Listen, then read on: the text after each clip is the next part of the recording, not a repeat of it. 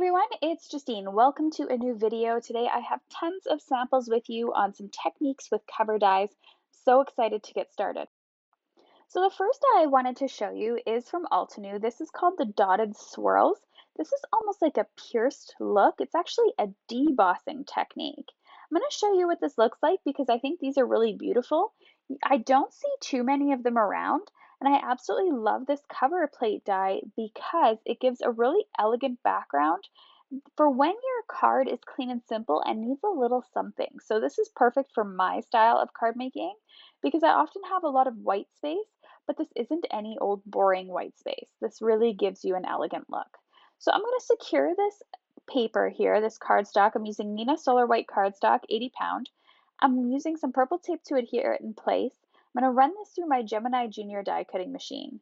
Throughout this video, I'm going to continue to be using the Gemini Junior because it is a really excellent machine that gets detailed embossing right. So when I take it out of the machine and I remove the tape, you'll see that I get this really elegant, beautiful die cut look, but it really is just a look that has created a background within my cardstock itself. Adding a die cut on top or some beautiful images work perfectly. At the very end of the video, I'm going to go into detail of how I finished these cards and which die cuts I used, but here's a final look at that card for now. The next technique that I'm going to show off is using cover plate dies that are layered. So I'm going to use this duck egg cardstock, some pink chiffon, and some purple mist. I'm going to attach them here to my die cut. These are from Birch Press Designs. These are layered dies, and this one is the Lumina Layer Set. These do have a higher price point, but please stick around for the video because I'm going to show you how to get this look without the expensive cost of these dies. But if you do have dies like this, I do suggest adhering all the cardstock at once. Don't make the mistake that I have done in the past and do these individually. Make sure all your cardstock is facing the same way. So either have the color showing through the die like this or have the back side. It doesn't matter which way you cut it, but it does matter when you go to do an inlaid die cutting technique or to line them up that you have cut them with the same direction of cardstock. So you'll notice that all of my cardstock is face down onto the die, the colored side. What I love most about these dies is that they cut out different focal points. Now this die cut here, for example, I've cut out 3 times. I've used layer A, B, and C, but I'm actually going to get 2 different cards from it. Some of the Birch Press layering dies even give you 3 different cards out of it, because you'll notice that one of the sections detaches. And I find this really great because I can use both pieces on 2 different cards. I can layer them onto one card. I have endless possibilities.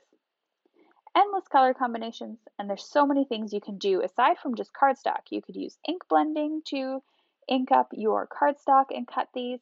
You could foil them. So cool. I'm just going to pop out all of these little pieces, and you'll notice with the Gemini Junior how easy all of these pop out. Now with these here, you're going to start from layer C, then adhere B, and then adhere A. So you kind of work in the opposite order as what they're labeled as. You always want the thickest piece to be on the bottom and the thinnest piece with the most detail to be at the top. I'm using some Tombow Mono Liquid Adhesive, dragging it slowly here and adding little pieces of cardstock. You could also use many different things to adhere this. You could use some double-sided adhesive, you could use stick-it paper, whatever you like if you don't feel like adhering these very detailed pieces. Another thing I love about the Birch Press layering dies is that they're always the same size when you're working with these stackable dies and these cover plates because they're all the same size, so I never really have to worry about trying to line them up perfectly. You just line up the corners and that's it. So it's really quite easy. I'm going to line up the last layer now, and you can see how absolutely stunning this background is with all of those layers. Now remember, I am going to show you a technique in which you can fake the layer look so that if these are out of your price point, it's okay.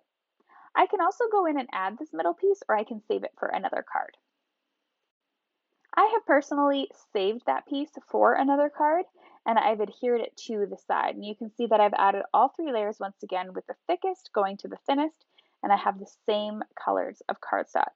This is also really cool if you want to do a gift set of cards to have them all use these kind of different focal points with the same colored cardstock.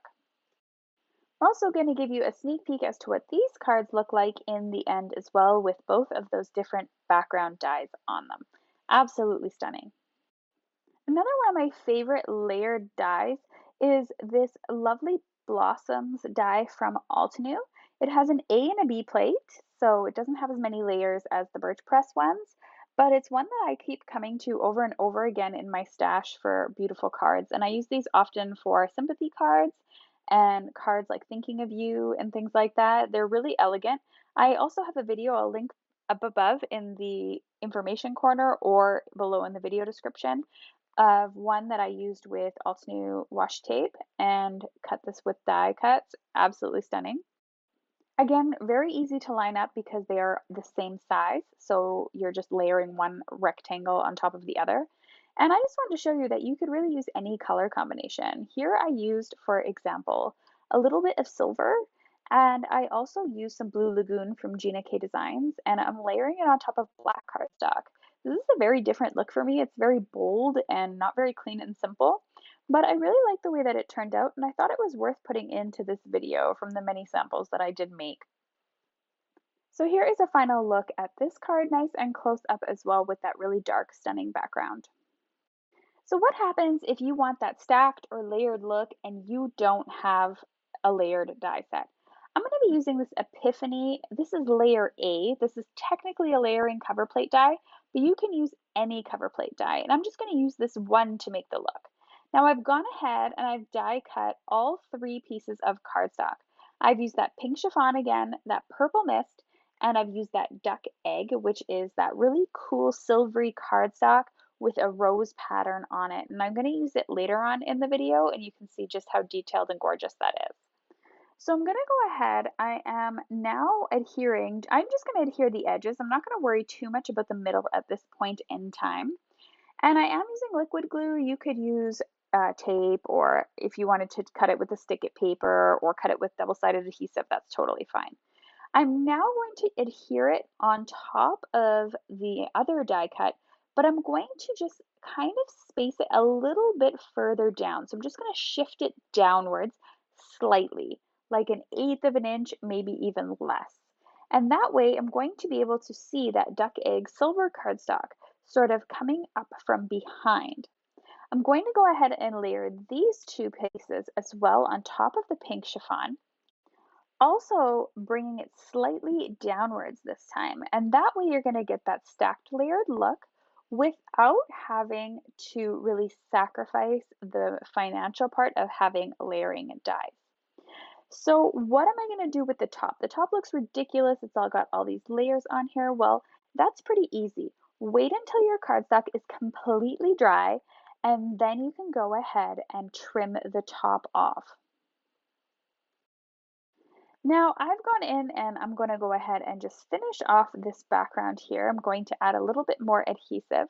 I've now trimmed the top off and I can go ahead and add this to my card base. I'm also going to go in and add this centerpiece. And again, with these layering dies or these dies from Birch Press that detach, you can go ahead and actually just add single layers of these. So my card has the purple chiffon or purple mist that's really showing. So the main focal point is purple, but I was able to add the third layer of this in the pink chiffon in the middle, and then I can go ahead and add silver in the middle if I wanted for this one. It's completely up to me what I want to do here. You can really see the close up here, how gorgeous that looks. So that's a really great technique to keep in mind that you can do. You can do this with word dies as well, and it's one of my favorite looks. I just wanted to show you another card combination with this falling circles die. I'm going to talk a little bit more about this die later on. Since I filmed in a different order than I edited, it might seem a little bit odd sometimes my voiceovers, but I really wanted to go from simple techniques to the most complex and long explanations. So I'm just going to layer that once again. I'm going to stick it right on top of the other die that I cut and shift it slightly downwards. I'm then going to go ahead and trim any excess off of the top once I've added all of my layers. And then I'm going to adhere it to my card base. So once again, that stacked look, this time with a very solid gold front. And you'll see how I paired that later on with a die cut. I think this looks absolutely beautiful and elegant. I adore these mirror cardstock papers. I really can't say enough good things about them. I have so many of them, it's weird. Next up is inlaid die cutting. Now, a quick note, I'm using the Neat and Tangled Falling Circles die that is unfortunately retired. However, I did find a couple of alternatives if you're interested in something similar. The Catherine Pooler Throwing Confetti die or the Lawn Fawn Backdrop die will work very well to replicate this technique. Before we get started, we need to cut some cardstock. So the way I do that is I'm just grabbing a piece of 8.5 by 11 cardstock, cutting the the short side at 4 1/4 and the long side at 5 1/2. This way you get 4 card panels that you can easily die cut from. And you can see here that I've actually gone ahead and die cut many different kinds of cardstock. Black, white, some Gina K in the navy, then this cool Hollow Waves holographic paper, followed by some purple mist paper from Tonic Studios, some shiny silver mirror cardstock, some gold in the satin effect, some glitter gold paper called Gold Dust. I also have some shiny mirror gold, some shiny black, and I also die cut some pink chiffon off screen as well as a little bit of silver. So I grabbed a whole bunch of these different specialty cardstocks from Tonic because I'm seriously obsessed with them. They are seriously amazing. And they come in 5 packs, so you don't get too much. And they're really, really great for price point. And I'm gonna go ahead and I'm gonna start die cutting here. Now I'm going to cut this die several times using different colored cardstocks. I'm going to be using my Gemini Junior die cutting machine for this. You could easily use a Big Shot or a Platinum machine, whatever die cut machine you definitely have. But for cover plate dies, I find they're often super intricate, cover a large space, and it's hard to, without shims and all sorts of things, to get a good impression or to get a good cut. So the Gemini Junior does it every time, and I never have to worry about that. I'm securing my paper using a little bit of purple tape just to hold it in place. You can also use washi tape or any sort of non-permanent adhesive. So I'm going to go ahead and slip this into my Gemini Junior die cutting machine, and I'm going to skip all of the die cutting of all the different kinds of cardstocks and get right into the card. Now you can go ahead and you can die cut these normally, but I did find a way to keep all the pieces intact and to keep things really simple and easy, and that's using some press and seal. This is the stuff you find in the kitchen aisle at your grocery store, and I got this tip from Jennifer McGuire, and it is really awesome for keeping your die cuts in place. So what you're going to do is you're going to stick them face up on the sticky side of the press and seal, and then you're going to go ahead and run them through your machine. I was able to fit 2 across, but I did just go ahead and cut this quick since I'm only cutting one type of die. I couldn't send 2 dies through at the same time. And this is going to really just ensure that everything stays intact. So now I've run this through my machine, and you can see here when I peel everything away. So when I'm peeling away this press and seal as well as the border around it, I get the press and seal on the back, but it keeps everything in place. And this is going to be really for inlay die cutting, which is one of the techniques we're going to be doing today. So I've gone ahead, I've cut a whole bunch of these. They all have press and seal on the back. All the pieces are in there, and I'm going to get started with an inlay die cutting technique as our first technique. All right, so before I do the inlay die cutting, I am grabbing a piece of scrapbook.com 4-inch adhesive, and I'm going to run this over the back of the cardstock. And by cardstock, I mean the card base, of course. So I have a pre-folded card base here. I'm running the adhesive here on there. I'm just going to use my fingers to kind of rub it, and then I'm going to peel it off. Now, this is going to make things really, really easy when it comes to adhering all the little pieces. So I'm grabbing this in the navy cardstock, and I've already popped out all of the little pieces for the die itself. And now I have adhesive in all of those little pieces as well. Just want to ensure that all the little pieces are out, and if any are stuck, you can use a craft pick to remove them. I'm then going to go ahead and grab the Hollow Waves paper. This is a really cool holographic paper, and I'm going to place it directly over top of the In the Navy. Using my Crystal Katana Mixed Media Pickup Tool, I am going to now go ahead and poke the areas in here. The reason why I'm not using a craft pick here is it would make an indent in my paper, where using the wax side of this is kind of a tool that's used for picking up sequins, and I'm just pushing it through, and it's a really gentle tool to use for this. Now, of course, you could use something like even a Q-tip would work here to push down, or something else that's relatively soft, like maybe a pen cap, and see if that works as well if you don't have a tool similar to this. Now I'm just going in and pushing directly down into the adhesive. Then I'm going to just simply lift up my cardstock when I'm all finished and all the pieces are in there perfectly, and that makes for really easy, quick inlay die cutting. Now this is done with just one solid color, but you can really do this technique in a variety of ways. So I'm going to go through each one of those cards. You could also go in and use multiple colors of cardstock. So for example, with this one here, I'm going to be using some navy, some purple mist, and also some silver cardstock. And I'm going to be mixing and matching. And I'm going to be doing the exact same thing as I had originally done on the card, just using three different colors this time.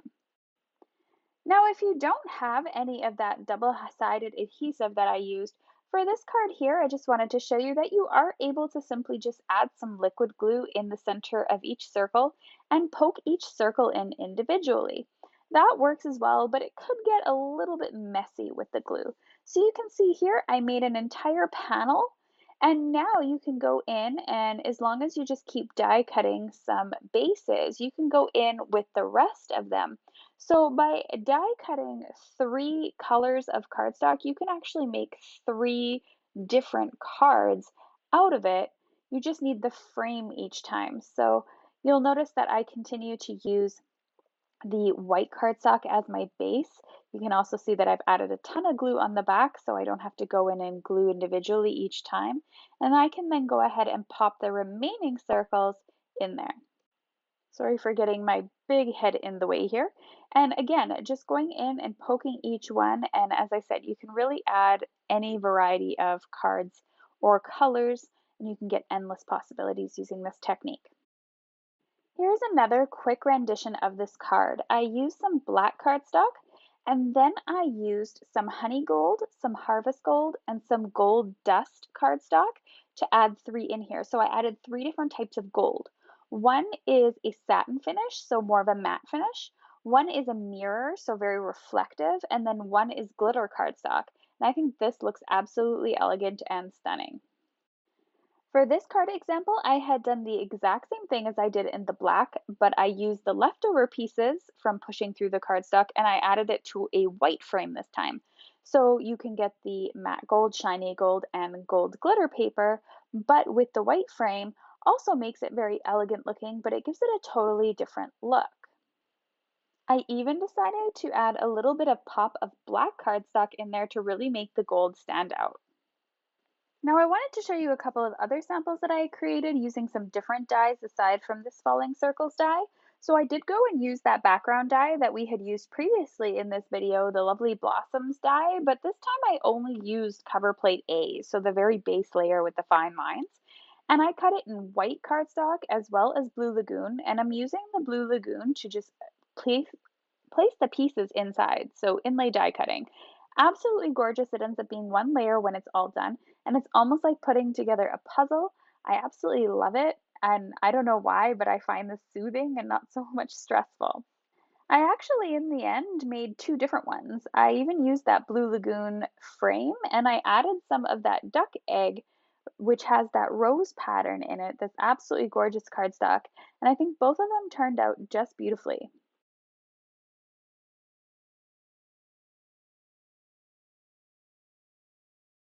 I've gone ahead and I have chosen dies for each one of my cardstock, and I just kind of place them all on top of the cardstock colors that I want to color or cut them out from. And then I did all my die cutting.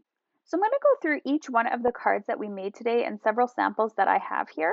So this is the Decorative Swirls Altenew background with pink chiffon cardstock and this Concord and Ninth Big Thanks die. Next up, we have the In the Navy cardstock background with the falling circles and holographic paper with the Simply Hello from My Favorite Things. The Falling Circles die once again with the Happy Birthday script die from My Favorite Things in three types of gold, shiny, matte, and glitter. This is done on black cardstock. A very similar one this time, just added a bit of black with the Birthday Wishes die from My Favorite Things. Next up, we have the Hey There dies with navy, purple mist, and silver. The Hey There die is from Concord and Ninth. Then we have this Thanks die from Birch Press with purple, gold, and white on a black background. This Thanks die from Simon Says Stamp in purple, navy, and silver as well, with that Falling Circles die from Neat and Tangled once again that we keep seeing over and over. Next up is Altenews Lovely Blossoms die with Duck Egg and Blue Lagoon cardstock and Words on a Line die from Simon Says Stamp. This one here, Blue Lagoon White using the Hello die from Birch Press. And then the next card uses the Words on a Line die as well from Simon Says Stamp with the Love You. Then we go into the Lumina background die from Birch Press Designs and the handwritten thank you from Stamp Market. And then once again, that same die with Thinking of You with the Fabulous Phrases die from Concord and Ninth. Here we have the Hugs and Cuddles die. This is from Concord and Ninth, and this is the stacked technique. And then lastly, we have the Epiphany background stamp with the Big Sugar die, Birch Press Design, Friend stamp. Now, if there's any of those dies that you missed the name on or any of those cover plates, I do have a supply list on my blog that has photos of each product on it, as well as pictures with each of the supplies listed under it. So it's a little bit easier of a breakdown to see the supply list if you need it. I also have links below in the video description. If you don't want to head to my blog, that's totally fine. So I hope you learned some techniques on what you can do with your cover plate dies. They really are super fun and I absolutely love creating with them. And I will see you again soon for another video. Bye for now.